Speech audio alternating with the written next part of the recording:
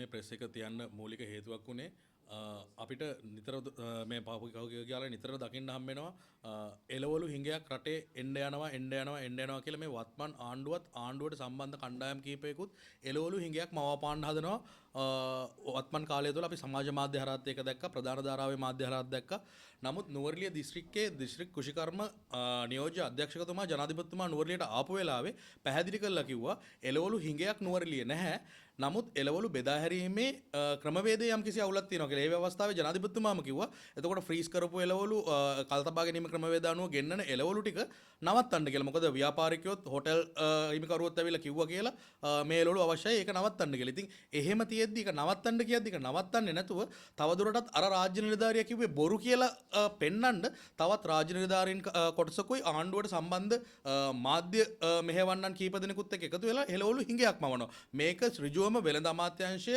එතකොට මේ ආනයනකරුව එකතු වෙලා කරන වැඩක් වෙන්න ඕන. මොකද නැත්තම් මේ වෙලාවේ නුවරඑළිය කැරට් කිලෝ එක රුපියල් 220යි 200යි ගෝවා 220යි ලීස් 200යි රාබු 150යි මේ වගේ බොහොම පහත මිලක තමයි එළවලු යන්නේ. දැන් අපි බැලුවොත් එහෙම ගිය අවුරුද්දට සාපේක්ෂව ගිය අවුරුද්දේ මේ ජනවාරි පටන් ගන්නකොටම මාධ්‍ය වාර්තා කරා දඹුල්ලේ එළවලු මිල නහුතට නගී කියලා මාධ්‍ය වාර්තා කරලා තමයි පටන් ගත්තේ. එතකොට මේ කාලෙට එළවලු වැඩි වෙනවා. දැන් මම දැක්ක පත්තර ආටිකල් තියෙනවා බ්ලූමින් අවුල් වෙලා තියෙනවා මල් වල පළදා වඩු වෙලා තියෙනවා මල් වලින් අට ගන්න භෝගවල පළදා වඩු වෙලා තියෙනවා කියලා. ඒක මේ අවුරුද්දේ විතරක් වෙන එකක් නෙමෙයි. ඒක හැම අවුරුද්දකම උන දෙයක්. ඉතින් ඒක ටික දවසක් ගිහිල්ලා වැස්ස වුණාට පස්සේ ආයෙ රිකවර් වෙනවා. ඒක මේ වසර පුරා මේ කාලාන්තරයක් තිස්සේ වෙච්ච දෙයක් ඒක. ඉතින් එහෙම වුණා කියලා එළවලු හිඟයක් බොරුවට මේ ව්‍යසනේ මවාගෙන කණ්ඩ ව්‍යසනේ නිදානයක් කරගන්න හදන ආනයනකරුවන්ට සපෝට් කරලා ගවර්න්මන්ට් එක ඇයි මෙහෙම කරන්නේ? අනිත් එක විශේෂයෙන්ම නුවරඑළිය අල අර්තාපල් වවන්න නැති නිසා එළවලු 180ක් හදලා තිබ්බා. ඒකෙන් 30ක් විනාශ වුණාට පස්සේ තවත් 150ක අතිරික්තයක් නුවරඑළිය තියෙනවා. නුවරඑළිය එළවලු විකුණ ගන්න බෑ. ගෝණි 100ක් ගලවන්න එන්න කියන තැනට ගෝණි 30ක් විතර තමයි ගලවන්න එන්නේ. මේක ඍජුවම ප්‍රශ්න කරනවා නම් මේ ගැන විස්තර ගන්නවා නම් නුවරඑළිය ආර්ථික මධ්‍යස්ථාන කළමනාකරු නුවරඑළිය වෙලෙන්දොන්ගෙන් අහන්න නුවරඑළියට ඕඩර් නැහැ. හැබැයි කොළඹ විකිනනකොට එතන ප්‍රශ්නයක් තියෙනවා. කොළඹ කිලෝ එක රුපියල් 500 වෙලා තියෙනවා. නුවරඑළියට රුපියල් 200. ඒක හොයලා බලලා ඒකට ප්‍රතිකර්මයක් කරනවා වෙනුවට රටින් ගෙන්නන එක නෙමෙයි මේ වෙලාවේ ආණ්ඩුව කරන්න ඕන.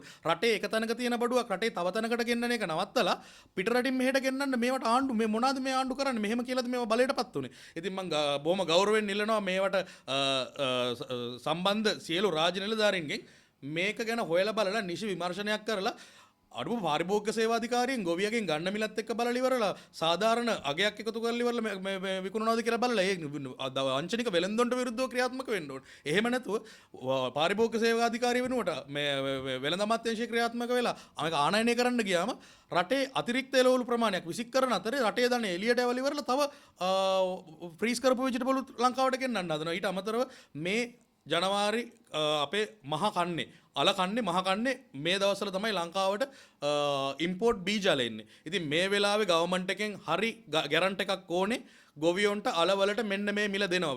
අපේ නිෂ්පාදන පිරිවැයට මෙන්න මේ ගාන එකතු කරලා නිෂ්පාදන පිරිවැය කිලෝ එකට 220ක් යනවා කියලා ගවර්න්මන්ට් එකම කියන අතරේ අපිට මෙන්න මේ මිල දෙනවා කියලා කිව්වොත් තමයි අපේ ගොවියෝ අලවවන්නේ. දැන් මේ පාර අල ලංකාවට ඉම්පෝර්ට් අල ඇවිල්ලා තියෙනවා විකිනෙන්න නැති ප්‍රමාණයක් තියෙනවා. දැන් වැලිමඩ පැත්තේ එතකොට බදුල්ල නුවරඑළිය බීජල කවුරුත් ගන්න නැහැ. ඒ ගන්න නැහැ කියන්නේ නැවත එළවලු අතිරික්තයක් ඇති වෙනවා. ඉතින් ගවර්න්මන්ට් එකෙන් අපි බොහොම ගෞරවයෙන් ජනාධිපතිතුමාගෙන් ඉල්ලනවා මේක වෙළඳ ඇමතුමාගෙන්වත් මේ කෘෂිකර්ම ඇමතුමාගෙන්වත් ඉල්ලලා වැඩක් නැහැ. ඒගොල්ලෝ වෙන වෙන දේවල් ගැන කතා කරන ඇමතිවරු කෘෂිකර්ම ඇමතුමා ඉන්නේ මත්කුඩු ගැන කතා කරන්න. එතකොට කවුද අපේ ප්‍රධාන ලාල්කාන්ත මහත්තයා කතා කරනවා රංගවල මහත්තයාගේ බීමත් ධාවනය ගැන. ඉතින් මේව කතා කරන්න නෙමෙයි කෘෂිකර්ම ඇමතුමා ඉන්නේ. ඉතින් අපි ඉල්ලනවා හිටපු කෘෂිකර්ම අමාත්‍යවරයෙක් වෙලා හිටපු සාර්ථක කෘෂිකර්ම අමාත්‍යවරයෙක් වෙලා හිටපු ජනාධිපතිතුමාගෙන් ලංකාවේ මේ තව මාස 3කින් ඉදිරියට අල අස්වැන්න එළියට එනකොට අලවලට මෙන්න මේ මිල දෙනවා කියන තැනට ගවර්න්මන්ට් එකට එන්න පුළුවන් නම් අපේ මිනිස්සු අලවවයි. එතකොට එළවලු ගොවියටත් අල ගොවියටත් මේ සමතුලිතේ බෙදිලා ගිහිල්ලා වට්ටක්ක විසික් කරන්න නැතුව වට්ටක්ක ගොඩිය හඬා වැළපෙන තැනට එන්න නැතුව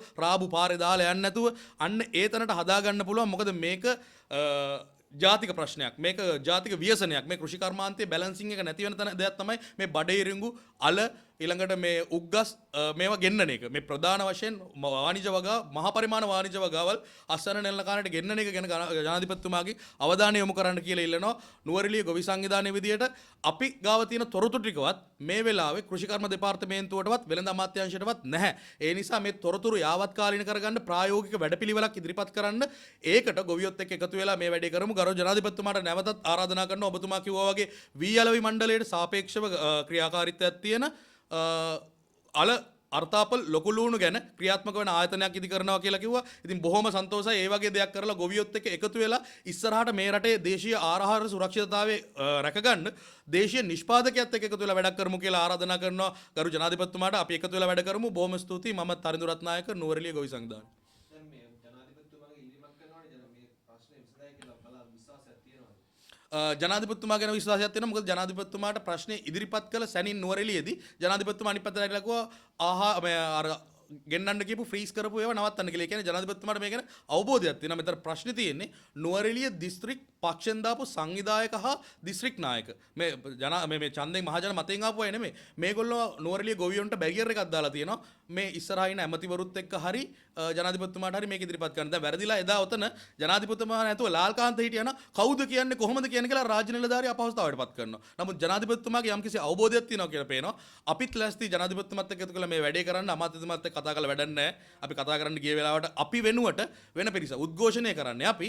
නමුත් එතනට යන්නේ පක්ෂ සමාජිකයෝ. ඒ වගේ අපිව මර්ධනය කරලා තියෙන වෙලාවක ජනාධිපතිතුමා නුවරඑළියට ඇවිල්ලා දක්වපු මේ සාධනීය ප්‍රතිචාරය මතයි අපි කිව්වේ ජනාධිපතිතුමාත් එක්ක එකතු වෙලා ලංකාවේ සමස්ත ලංකාව ගොවියෝ මේ වෙලාවේ වැඩ කරන්න කැමති. එහෙම නැති වුණොත් නැවතත් මේ අල ගෙන්නන්න යනවා නම් එළවලු ගෙන්නන්න යනවා නම් අපිට මේ ව්‍යසන තත්ත්වෙන් පරිබාහිරව ගිහිල්ලා නැවතත් සමස්ත ලංකාවේම ආර්ථික මධ්‍යස්ථාන 14ත් එක්ක එකතු වෙලා මුළු ලංකාවේම ගොවියොත් එක්ක එකතු වෙලා නැවතත් දින 7ක වැඩ වර්ජනයකට යන්න වෙනවා.